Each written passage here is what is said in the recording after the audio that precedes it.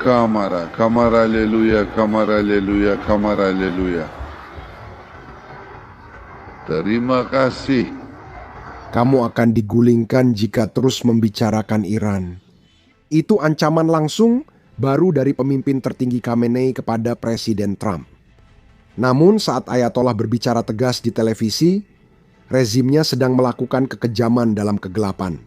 Dengan pemadaman internet 24 jam, kami mendapat laporan senapan mesin menembaki warga sipil dan dokter diperintahkan membiarkan korban luka meninggal. Inilah kenyataan yang menakutkan, yang coba disembunyikan oleh rezim. Semuanya dimulai dengan peringatan untuk Presiden Trump yang datang langsung dari pemimpin tertinggi Iran. Dengarkan ini. Orang itu yang duduk di sana dengan kesombongan dan keangkuhan menghakimi seluruh dunia. Terima kasih. Dia seharusnya tahu itu. Biasanya, para tiran dan orang-orang sombong di dunia seperti Fir'aun, Namrud, Reza, Khan Pahlavi, Muhammad Reza, dan sejenisnya digulingkan ketika mereka berada di puncak kesombongan mereka. Yang satu ini juga akan digulingkan.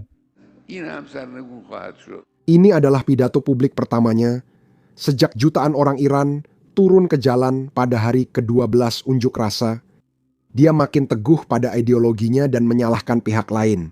Kini semua berbalik menyerangnya. Kau lihat, Khamenei percaya bahwa pada tahun 1979 Syah membuat konsesi yang justru berkontribusi pada kejatuhannya. Dan itulah sebabnya dia menerapkan pelajaran itu pada apa yang sedang terjadi sekarang.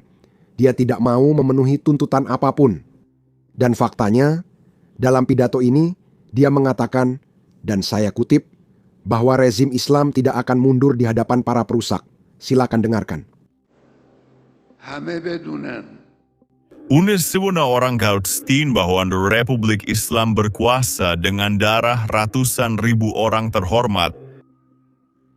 Di hadapan para perusak, Republik Islam tidak akan mundur. Republik Islam takkan berkuasa. Inilah saatnya.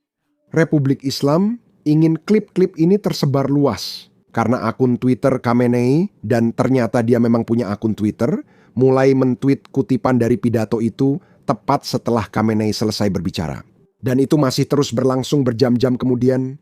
Tapi kemunafikan di sini adalah bahwa ini terjadi saat Iran sedang mengalami pemadaman internet nasional secara total. Sudah lebih dari 24 jam sejak itu dimulai dan masih terus berlangsung. Menurut saya, tweet Khamenei ditujukan untuk audiens luar negeri, bukan dalam negeri. Namun, pemadaman internet tetap menimbulkan banyak masalah. Pertama-tama, kita tidak mendapatkan semua berita tentang apa yang terjadi, tapi kita tahu, tadi malam adalah salah satu protes terbesar sejak berdirinya Republik Islam. Jutaan dan jutaan orang Iran turun ke jalan. Dan sayangnya, kita tidak memiliki banyak detail. Beberapa detail yang kita miliki berasal dari orang-orang yang menunda dan yang berhasil menghubungi orang-orang di luar negeri. Salah satu laporan menyebutkan demikian. Berdasarkan percakapan dengan saksi mata dan seorang ahli bedah rumah sakit di Teheran, saya dapat memastikan bahwa jumlah orang yang tewas tadi malam di Teheran, Karaj, Saharira cukup signifikan. Ahli bedah itu menyatakan dia berada di ruang operasi semalaman dan membenarkannya. Jumlah pengunjuk rasa tewas melebihi saat Perang 12 Hari. Perang 12 Hari adalah konflik terbaru antara Iran dan Israel tahun lalu. Dan jumlah yang dia maksud adalah jumlah kematian warga sipil. Nah, jumlah itu lebih dari 1.000 pada waktu itu. Dan menurut ahli bedah ini, sekarang jumlah kematian lebih tinggi. Saya tidak tahu apakah maksudnya di seluruh negeri atau hanya di rumah sakitnya, tapi saya kira hanya di rumah sakitnya saja. Namun, kami juga menerima laporan dari Teheran dan kota lain yang menunjukkan brutalnya malam tadi bagi pengunjuk rasa. Iran International memperoleh video yang memperlihatkan jenazah tergeletak di rumah sakit Al-Gadir, Teheran Timur, usai protes semalam. Selain itu, kami juga melihat banyak video yang beredar dari jalanan di mana kita bisa melihat para pengunjuk rasa tergeletak di tanah dan darah berceceran di seluruh jalan. Ini membuktikan pasukan Iran menembak tadi malam saat internet mati. Di video ini, yang mungkin tak bisa kami tampilkan di YouTube, terlihat setidaknya 7 tubuh tergeletak, beberapa dalam kondisi kritis.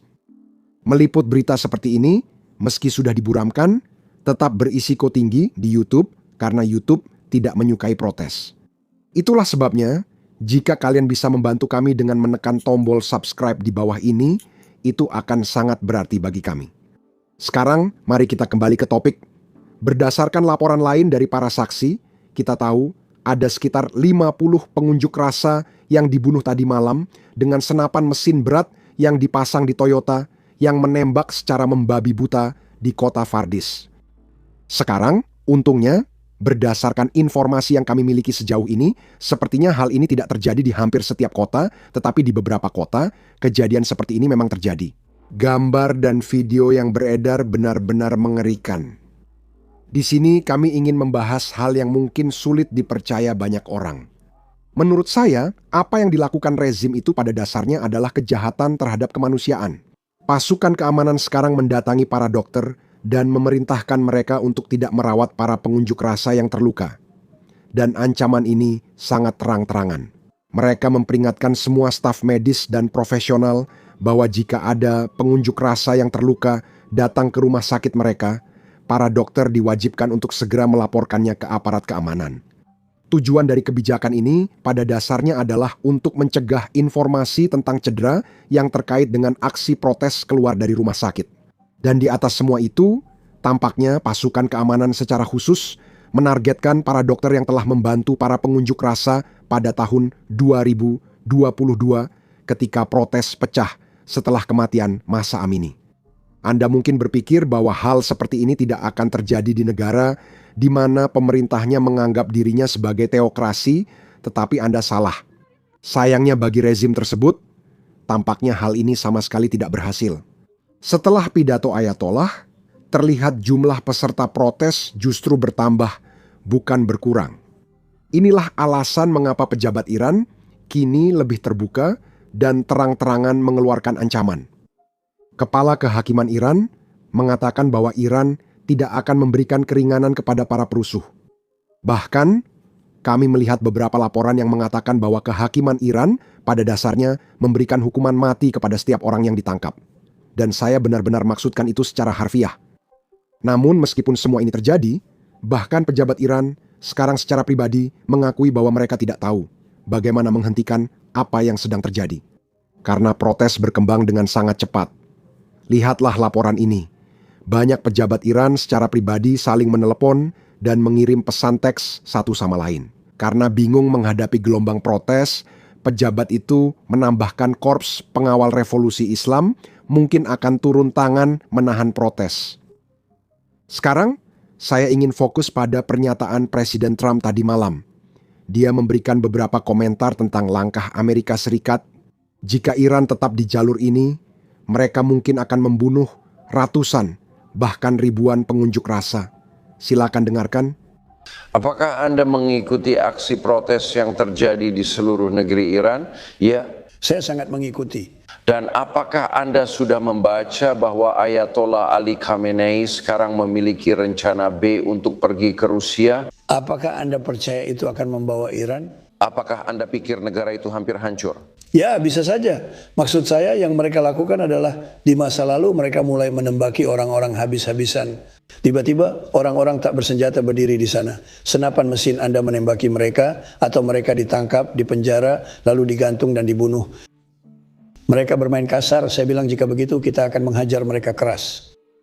Ya, kita akan menghajar mereka dengan keras, kita siap melakukannya. Jika mereka melakukan itu, kita akan menghajar mereka dengan keras. Dan sejauh ini, sebagian besar memang ada beberapa, tapi sebagian besar mereka belum melakukannya. Memang ada beberapa orang yang terbunuh. Kerumunannya begitu besar sehingga beberapa dari mereka benar-benar seperti terinjak-injak secara harfiah. Itu benar-benar mengerikan, kerumunannya sangat besar. Antusiasme untuk menggulingkan rezim itu luar biasa, tapi memang ada orang-orang yang terbunuh, tapi lebih karena kematian akibat. Secara harfiah mereka terinjak-injak. orang-orang berlari ke arah tertentu. Jadi kita akan lihat apa yang terjadi. Kita akan lihat apa yang terjadi di sana. Nah, tapi mereka tahu itu adalah kerumunan yang panik. Mungkin kata terbaik yang mereka punya adalah seperti kerumunan yang panik. Kamu biasanya membahas kerumunan panik pada ternak, tapi sekarang orang-orang yang panik sehingga banyak yang hilang akibat kerumunan itu. Ada begitu banyak orang yang memprotes, tidak ada yang pernah melihat sesuatu seperti yang terjadi sekarang. Tapi saya sudah memberi peringatan kepada Iran bahwa jika mereka mulai menembaki mereka benar-benar tak bersenjata, mencintai negara, dan ingin perubahan untuk tanah air mereka. Mereka telah mundur 150 tahun. Saya sudah bilang ke mereka, jika mereka berbuat buruk pada orang-orang ini, kita akan menghantam mereka keras. Setelah pernyataan dari Presiden Trump, kami juga mendengar putra mantan Syah Iran, Reza Pahlavi, membuat permintaan atau permohonan publik kepada Presiden, katanya. Dan saya kutip, ini adalah seruan mendesak dan segera untuk perhatian, dukungan, dan tindakan Anda. Tadi malam, Anda melihat jutaan warga Iran yang berani di jalanan menghadapi peluru tajam. Hari ini, mereka menghadapi peluru dan pemadaman komunikasi total tanpa internet atau telepon. Ali Khamenei yang takut rezim kriminalnya akan berakhir di tangan rakyat, dan dengan bantuan janji kuat Anda untuk mendukung para demonstran, telah mengancam rakyat di jalanan dengan tindakan keras yang brutal. Dia ingin memanfaatkan pemadaman ini untuk membunuh para pahlawan muda. Saya telah mengajak rakyat turun ke jalan, memperjuangkan kebebasan, dan melawan pasukan keamanan yang besar. Tadi malam mereka benar-benar melakukannya. Ancamanmu pada rezim kriminal ini membuat preman mereka mundur. Namun, waktu sangat penting. Rakyat akan segera turun ke jalan dan aku meminta bantuanmu. Aku tidak yakin apa yang sebenarnya dia minta, tapi sepertinya dia meminta pemogokan dan aksi mogok. Iran sebenarnya adalah keputusan yang sangat rumit bagi siapapun, bukan hanya Presiden Trump.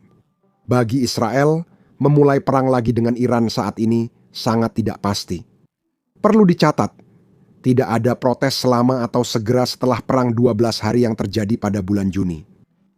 Setiap serangan menjadi perjudian dengan dampak tak terduga pada kohesi rezim dan ketahanan protes. Serangan simbolis terbatas mungkin akan dibingkai oleh Trump sebagai tindakan nyata. Serangan yang lebih besar hampir pasti akan memicu respons besar dari Iran dan eskalasi yang cepat. Sejak perang, terutama di bawah presiden saat ini, negara memanfaatkan narasi kohesi nasional. Saat protes dimulai 28 Desember, pemerintah menggabungkan penindasan dan toleransi terbatas, menandakan sebagian demonstrasi diperbolehkan. Namun, pendekatan itu tidak berlaku di semua tempat. Di daerah panas seperti Elam, penindasan tetap keras dan mematikan. Namun belakangan, muncul keraguan di daerah lain, di mana pasukan keamanan kerap mundur saat demonstran berkumpul. Hal ini terlihat jelas tadi malam, bahkan saat kerumunan besar turun ke jalan. Di Teheran dan tempat lain, penahanan diri tampak lebih taktis daripada prinsip, menjadi awal penindasan lebih luas, bukan alternatifnya. Penonton sebenarnya bukanlah basis garis keras Republik Islam atau para pengunjuk rasa garis keras, melainkan masyarakat Iran yang lebih luas di kalangan menengah. Sangat tidak puas dan waspada terhadap ketidakstabilan. Tindakan mereka akan menentukan langkah selanjutnya. Dengan kata lain, dengan secara selektif, memisahkan protes yang dapat diterima dari kekerasan dan menerapkan penahanan taktis. Selama periode tertentu, tujuan negara adalah membentuk kelas menengah besar Iran dan mencegah terbentuknya masa kritis. Selain itu, intervensi asing sering menimbulkan efek berkumpul di belakang bendera. Kita belum tahu pasti apakah itu akan terjadi jika ada yang terlibat sekarang, baik Amerika Serikat maupun Israel. Tapi Anda tidak bisa mengabaikan fakta bahwa itu bisa saja terjadi, dan itu berarti setiap intervensi memang membawa banyak risiko, dan di atas itu semua bisa saja menimbulkan kerugian. Protes yang sedang terjadi di dalam Iran saat ini dan terus berkembang setiap malam, jadi saya yakin Anda melihat banyak orang meminta intervensi Amerika Serikat di dalam Iran. Namun, keputusan itu tidak semudah yang dibayangkan. Tapi tetap saja kami akan terus mengikuti revolusi ini. Dan pastikan untuk menekan tombol subscribe di bawah agar Anda tidak ketinggalan pembaruan kami berikutnya. Nama saya Sam dan sampai jumpa di video berikutnya. Salah satu masalah membuat video seperti ini adalah menampilkan banyak serangan drone, meski tak ada manusia atau tentara Rusia yang terluka dalam video. YouTube biasanya melakukan demonetisasi atau membatasi video kami. Bahkan dalam seminggu terakhir, menurut YouTube, 4 video kami telah didemonetisasi. Menampilkan serangan drone atau bahkan cuplikan dari garis depan tidak ramah bagi pengiklan. Dan itulah sebabnya video-video tersebut dibatasi. Inilah kenyataan perang modern yang kini dihadapi dan coba dilalui rakyat Ukraina. Jadi kami percaya penting untuk meliput semua ini, dan itulah sebabnya kami meluncurkan platform kami sendiri, Basics Insider. Kami membangunnya dari awal, jadi kami tidak memiliki batasan apapun. Kami tidak perlu mengaburkan serangan drone, rekaman garis depan, atau pangkalan udara Rusia yang hancur. Kami juga tidak menayangkan iklan di situs itu. Dengan begitu, kami tak perlu menyensor diri karena pengiklan tak suka liputan kami. Situs ini didanai dukungan Anda, bukan iklan. Jadi, jika Anda adalah seseorang yang tertarik dengan liputan seperti ini, dan jika Anda ingin menonton video kami tanpa sensor dan mendapatkan konten bonus yang tidak bisa kami unggah di YouTube, maka pastikan untuk bergabung bersama kami di basicsinsider.com. Klik tautan di deskripsi atau pindai kode QR di layar. Dengan bergabung, Anda dapat menonton semua konten yang telah dan akan kami unggah. Anda juga mendukung liputan dan channel kami. Terima kasih. Saya Sam. Sampai jumpa di video berikutnya.